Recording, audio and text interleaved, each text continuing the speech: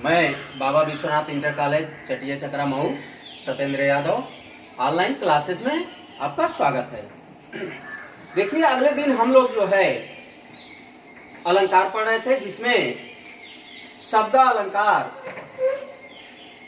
पढ़ चुके हैं और शब्द अलंकार के भेद भी पढ़ चुके हैं, जिसमें अनुप्रास, यम, श्लेष आदि पढ़ चुके हैं। लेकिन अब हम लोग आज के डेट में चलते हैं अर्थालंकार। देखिए आप लोग,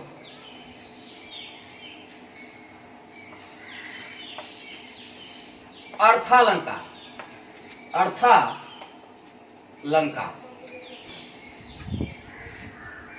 सबसे पहले हम ये जानना चाहेंगे कि अर्थालंकार होता क्या है या अर्थालंकार की परिभाषा क्या है। तो अर्थालंकार की परिभाषा, जिस वाक्य के अर्थों में चमत्कार उत्पन्न होता है वहां अर्थालंकार होता है।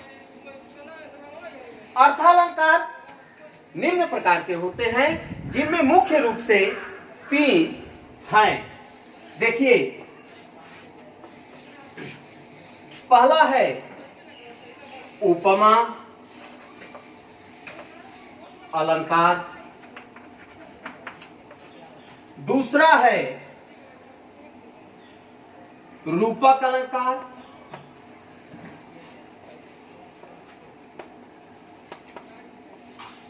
अलंकार, तीसरा है उत्प्रेक्षा अलंकार।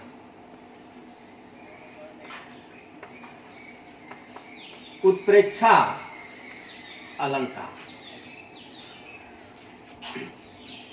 अब ये हम जान लेंगे कि पहला हो गया उपमा अलंकार, दूसरा हो गया रूपक अलंकार और तीसरा हो गया उत्प्रेक्षा अलंकार। इसके बाद हम सबसे पहले यह देखेंगे कि उपमा अलंकार की परिभाषा क्या होती है, उसका उदाहरण क्या होता है, उसको समझने की कोशिश करिए। देखिए,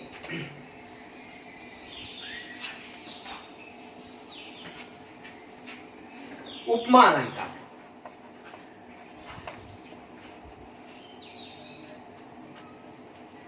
उपमा अलंकार, इसकी परिभाषा हम जानने की कोशिश करेंगे। बता रहे हैं, ध्यान दीजिएगा आप लोग। जहां पर किसी वस्तु या व्यक्ति की तुलना किसी अन्य व्यक्ति वस्तु से किसी अन्य समान गुण, धर्म आदि के आधार पर किया जाता है, वहां जो है उपमा अलंकार होता है।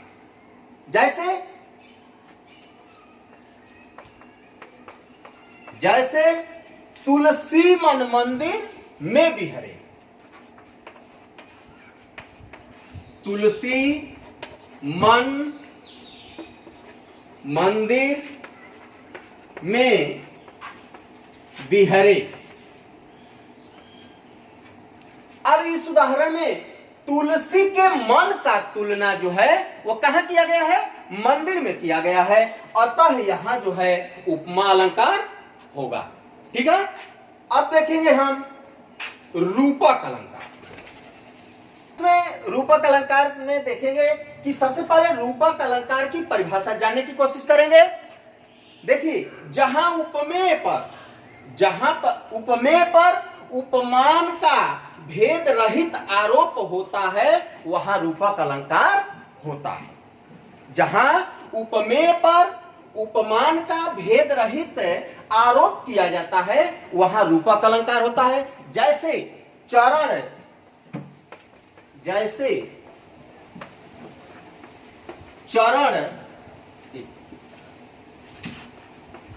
चरण, कमल, बंदो, हरि, राई।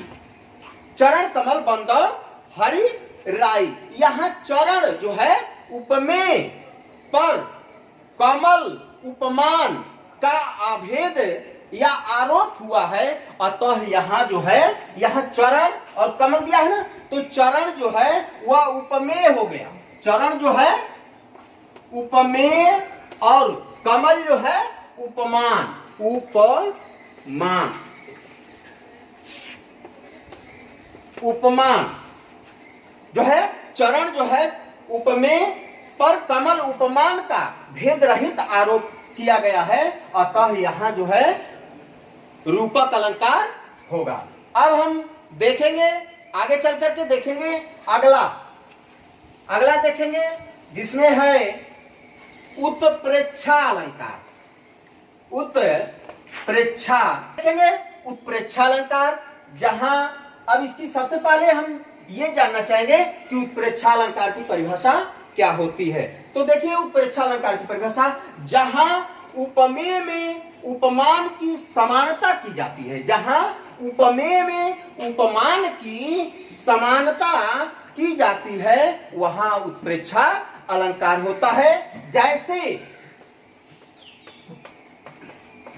जैसे सोहत ओढ़े पीत पटु, श्याम सलोने गात, मनो नील मणिशैल पर आतप पर्यो प्रभात। इसका उदाहरण होता है सोहत ओढ़े, सोहत।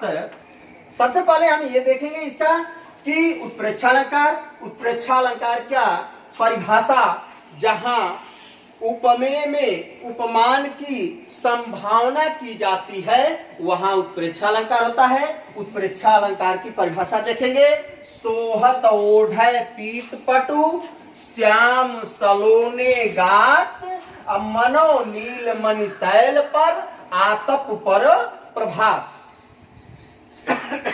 इस उदाहरण में श्री कृष्ण के श्यामल शरीर, उपमेय श्री कृष्ण के श्यामल शरीर उपमेय तथा उपमेय पर प्रभात, उपमेय पर नीलमणि के पर्वत की तथा पीत पटु पर प्रभात की धूप की संभावना प्रकट की गई है, अतः यहां जो है उत्प्रेक्षा अलंकार होगा।